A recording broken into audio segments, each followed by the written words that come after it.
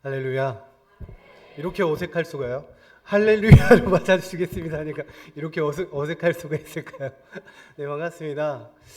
6년 전이네요, 벌써. 그러니까 이 자리에 이제 저희 아내랑 시온이랑 승유랑 같이 앉아 있는데요. 바로 이 자리에서 우리 한목교회 성도님들과 함께 기도하면서 태국으로 떠났고요. 지금도 이제 태국에서 덕분에 잘 사역하고 있습니다.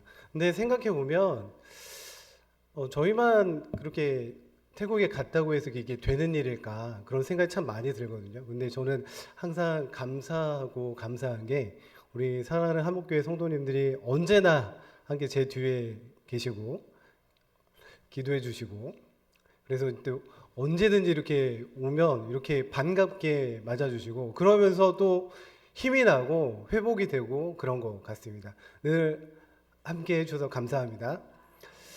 오늘 말씀에 보면 누가복음 12장 13절에서 21절 짧은 말씀인데요. 두 가지 말씀이 같이 이렇게 들어가 있습니다.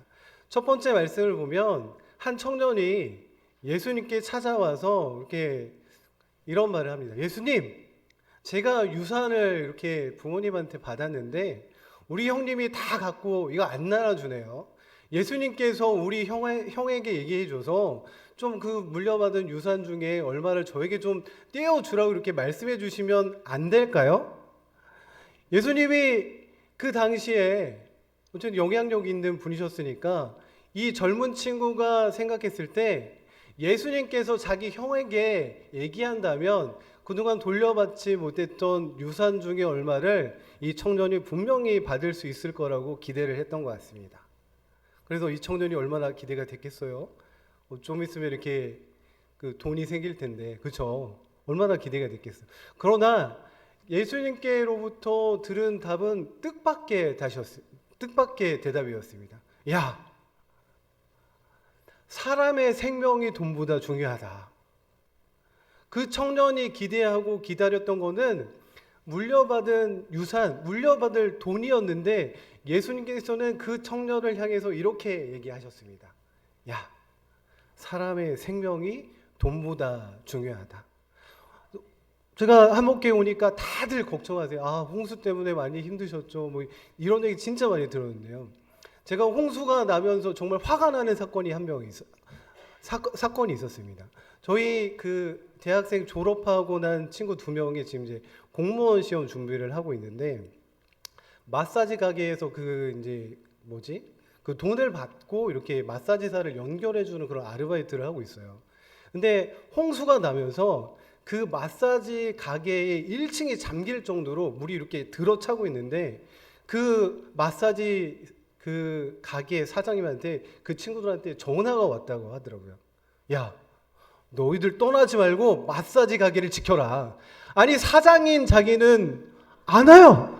그러면서 저희 친구들 2명한테 전화를 해가지고 마사지 가게를 지키라는 거예요. 그러면 그 친구들이 1층에 있는 침구류, 침대, 벽에 그런 것들 꺼내가지고 2층으로 옮기고 있는데 제가 너무 화가 나는 거예요. 아니, 제가 만약에 사장이라면 제가 어떻게 했을까요? 저는 그렇죠. 도망가라. 그 자리를 즉시 떠나라. 이렇게 얘기하는 게 정상이지 않을까요? 근데 그 사장님은 자기는 안 오면서 직원에게 전화해서 그 자리를 잘 지켜라. 밤새 잘 지켜라. 근데 아마 그 친구들이 밤새 그곳을 지켰더라면 아마 무슨 일이 벌어졌을지 몰라요. 저는 그 친구들에게 얘기했습니다. 그 즉시 그 자리를 내가 먹이겠다. 뭔 걱정이냐. 잘리면 잘린다. 나와라. 이렇게 다니더라고요. 사랑하는 우리 한목교회 성도 여러분, 우리에게 있어서 가장 중요한 거는 우리의 생명인 줄로 믿습니다. 근데 그 생명이 가장 중요한데, 가장 중요한 것 중에 하나는 나를 가장 소중하게 여기는 게 아닌가라는 그런 생각이 듭니다. 우리 한번 따라해 볼까요? 아니요. 진짜 해보겠습니다. 야, 한번 해보세요. 야, 너 참 괜찮다. 매일 거울을 보면서 이렇게 얘기하셨으면 좋겠어요. 야, 한번 해보세요. 야, 너 참 괜찮다. 아직 쓸만한데? 아직 좋아. 하나님께서 우리 인간을 창조하신 여섯째 날에 창세기 1장 31절 말씀에 보니까 하나님 모든 것들을 창조하시고 바라보시면서 하셨던 말씀이 이 말씀이었습니다. 내가 보기에 심히 어떻다? 좋았더라. 사랑하는 한목교회 성도 여러분, 남의 생명 중요하죠. 그러나 제가 우리 한목교회 성도님들에게 드리고 싶은 말씀은 나를 소중하게 여기는 우리 한목교회 성도님들 되시길 바랍니다. 누가 나를 소중하게, 나보다 더 소중하게 여겨주는 사람이 있을까요?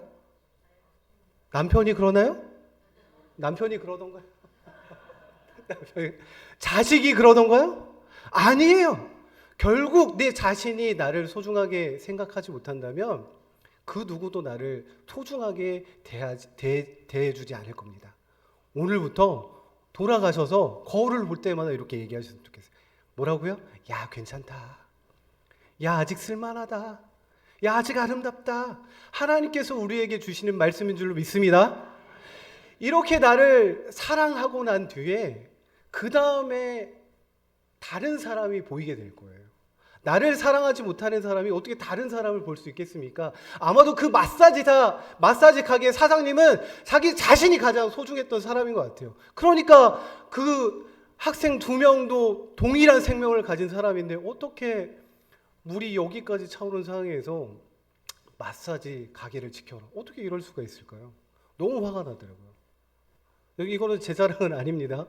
다음 날 이제 거기뿐만이 아니라 물난리가 났어요. 근데 저희 친구들한테 전화가 왔어요. 목사님, 물이 차오르고 있어요. 근데 이제 저희 교회 단톡방이 있는데 물이 차오른 그 사진을 보니까 B라는 여자친구가 있어요. B라는 여자친구가 여동생이랑 자취하는 그 공간이 있는데 거기가 가장 물이 막 빨리 차오르고 있더라고요. 그래서 아내를 깨웠어요. 시온아, 아빠 비누나 구하러 간다. 혹시 아빠가 뭐라고 그랬지? 어떻게 될지 모르니까 너 하여튼 정신을 잘 차리고 있어. 그래서 아내를 데리고 가가지고 이제 그 현장에 갔습니다. 세상에요, 물이 여기만 찬 게 아니고요, 여기까지 차요. 그 친구한테 아무리 전화를 해도 전화를 안 받아요. 미치겠어요. 여기 이렇게 보는 곳마다 계속 물이 차오르니까 그 친구가 못 나오면 죽는 거잖아요. 어떻게 하지? 발만 동동 구르고 있다가 아내를 한번 쳐다보고, 여보 내가 들어갔다 올게. 네. 그래가지고 들어가가지고 그 친구 그 동생이 키가 좀 작아요. 그리고 그 친구 이렇게 들어가지고 이제 그 친구들한테 가장 중요한 게 노트북하고 뭐 아이패드 뭐 그런 거 이렇게 들고 나오면서, 아니 B라는 친구는 그 상황 속에서 짐을 챙기고 있어요. 뭐라도 하나 더 끄집어서 가려고. 야, 어떻게 그게 중요하냐? 나는 네가 더 중요해. 할렐루야. 생명이 더 중요합니다. 그 친구들이랑 이렇게 같이 그 물길을 걸어 나오면서 그 마사지 사장님이 생각나면서 얼마나 화가 나는지. 사랑하는 한목교회 성도 여러분, 우리 그리스도인들에게 가장 중요한 것 중에 하나는 생명을 소중하게 여기는 건 줄로 믿습니다.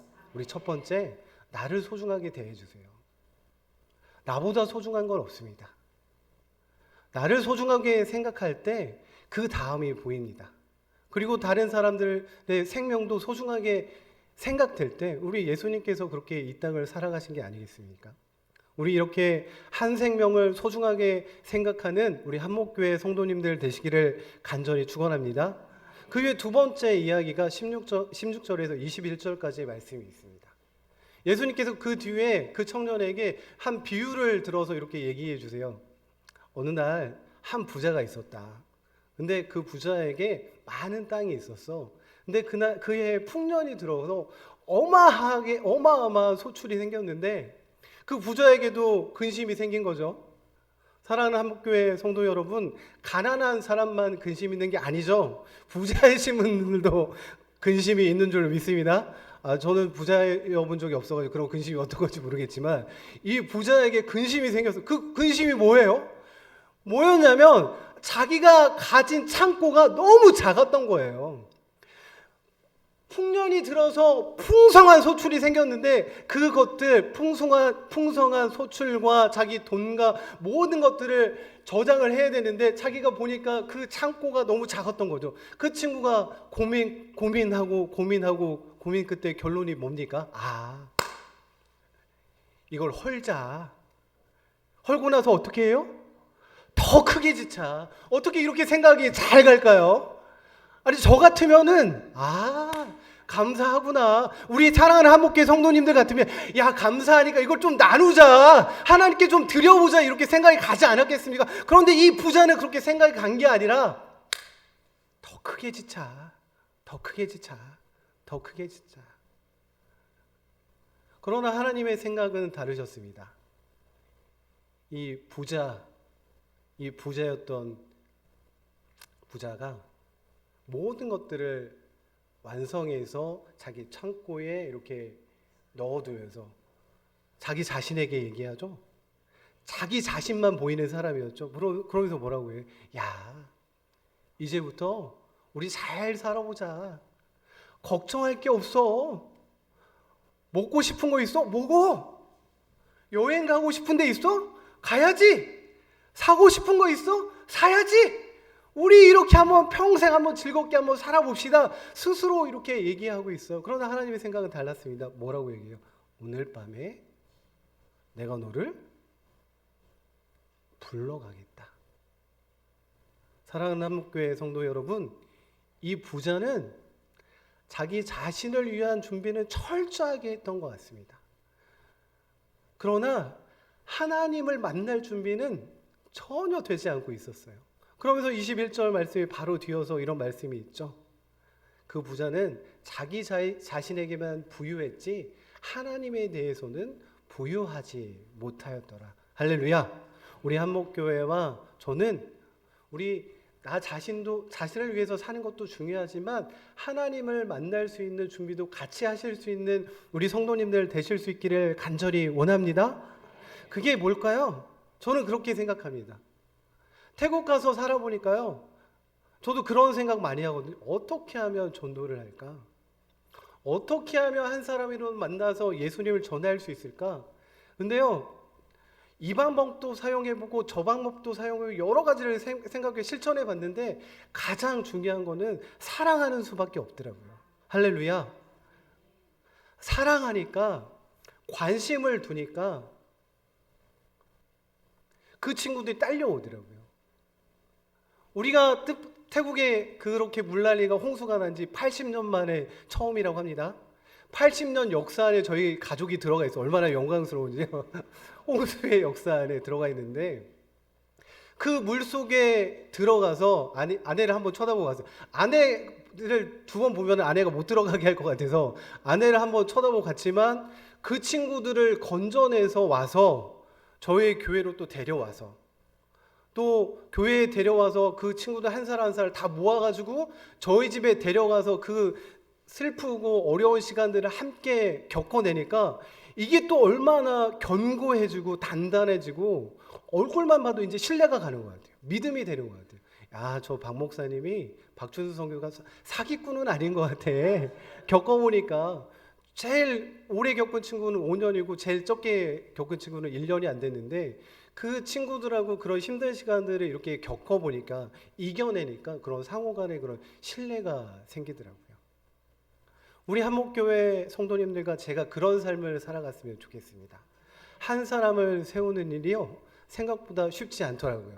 그러나 우리가 그분들에게 우리가 만나는 그 친구들에게 진심으로 사랑으로 관심으로 어려운 순간마다 함께하는 그런 부분들을 보면은 분명히 그 친구들이 우리 한목교회 성도님들이 만나는 그분들이 나를 따라서 예수님을 영접할 수 있는 예수님을 알 수 있는 그런 귀한 시간들로 함께 들어올 수 있기를 간절히 원합니다. 어떤 날은 시온이랑 승유가 그런 얘기 종종 해요. 아빠 누가 진짜 아들이고 누가 진짜 딸이야? 왜냐면 저희 집에 우리 두 아들 말고도 이제 여러 사람들이 왔다 갔다 하니까 그런 질문들 많이 하거든요. 그럴 때마다 아니 너네 둘이 진짜 아들이지 글쎄 잘 믿지 않는 것 같아요. 그러나 이 자리를 통해서 꼭 해주고 싶은 말은 그렇습니다. 진짜 아들 맞습니다.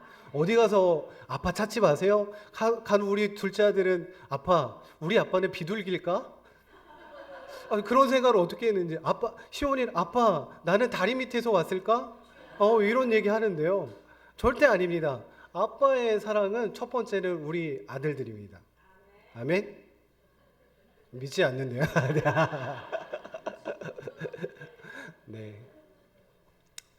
홍수라는 뜻밖의 재난 안에서 제가 본 거는 두 가지였습니다.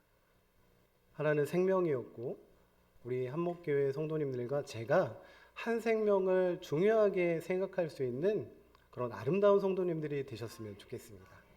나를 먼저 귀하게 여겨주시고 그다음에 내가 만나는 그 다른 사람들도 귀하게 여겨주실 때 그분들이 예수님을 알 수 있는 그런 귀한 시간들 안으로 들어가게 될 줄로 믿습니다.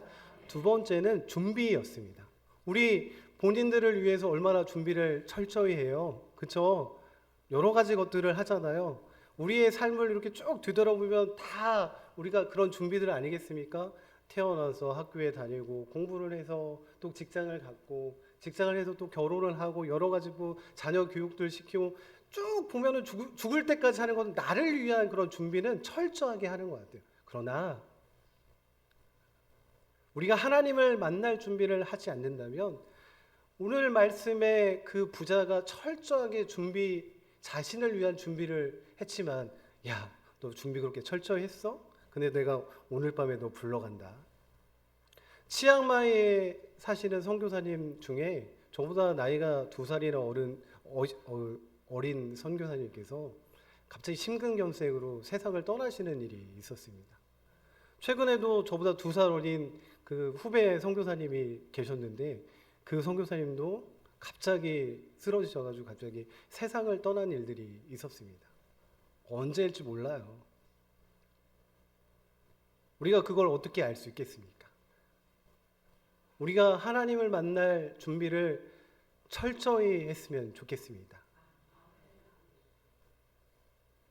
그 준비가 저는 우리가 만나는 한 사람을 귀하게 생각하고 그 영혼들을 주님께 인도해 온다면 우리가 하나님을 만났을 때도 할 말이 있을 것 같아요. 하나님, 제가 다른 건 없었지만 보세요. 제가 하나님 앞으로 인도한 친구가 비라는 친구도 있고요. 키위라는 친구도 있고요. 짜뚜롱이라는 친구도 있고요. 저는 좀 이렇게 할 친구들이 조금씩 생기더라고요. 우리 한번 정말 진지하게 한번 생각해 봤으면 좋겠습니다. 내가 하나님을 만날 준비를 어떻게 하고 있는지. 사랑하는 한목교회 성도 여러분, 한목교회를 올 때마다 제가 드는 생각은 정말 한목교회는 말뿐만이 아니라 정말 함께 하고 있구나. 저랑 늘 동행해주고 계시구나라는 생각이 참 많이 듭니다. 어려울 때마다 목사님께 연락드려요. 목사님 기도해 주세요. 목사님 이런 일이 생겼어요. 그럴 때마다 목사님께서 바로바로 이렇게 힘을 주시고 기도해 주시고 응원해 주시고 얼마나 감사하지. 근데 또 그 뒤에 우리 사랑하는 한목교회 성도님 생각하면은 힘이 나더라고요. 그래서 오늘 그 많은 성도님들 만났는데 만나자마자 홍수가 어때요?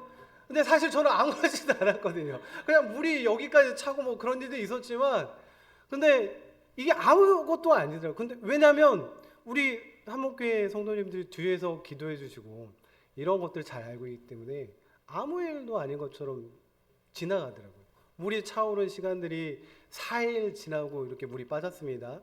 홍수가 쓸고 간 흔적들은 너무나 처참하고 지저분하고 그랬지만 홍수 속에서 이렇게 다시 이렇게 일어난 저희 교회 친구들을 보면서 야, 저것들은 건물이고 하나의 공간이고 하나의 안식처지만 사람을 귀하게 대했을 때 우리 그 홍수 안에서 청소하고 우리 그런 저희 친구들의 모습을 봤거든요. 그러나 정말 그 안에서 얼굴이 이렇게 환한 모습을 보면서 제가 우리 아내랑 그런 얘기했어요. 아니 어떻게 자기가 가진 모든 것들이 저렇게 침수가 돼서 없어졌는데 어떻게 저렇게 환하게 웃을 수 있지? 할렐루야. 이게 바로 하나님께서 주신 은혜이지 않겠습니까? 저와 우리 한목교회 모든 성도님들이 이런 주님의 은혜 가운데 계시다가 나를 소중히 여기고 다른 누군가도 소중하게 생각해 주시고 하나님을 만날 준비를 철저히 해서 우리가 나중에 천국 갔을 때 한 사람도 빠짐없이 우리 천국에서 기쁨으로 만날 수 있기를 주님의 이름으로 축원드립니다. 기도하겠습니다.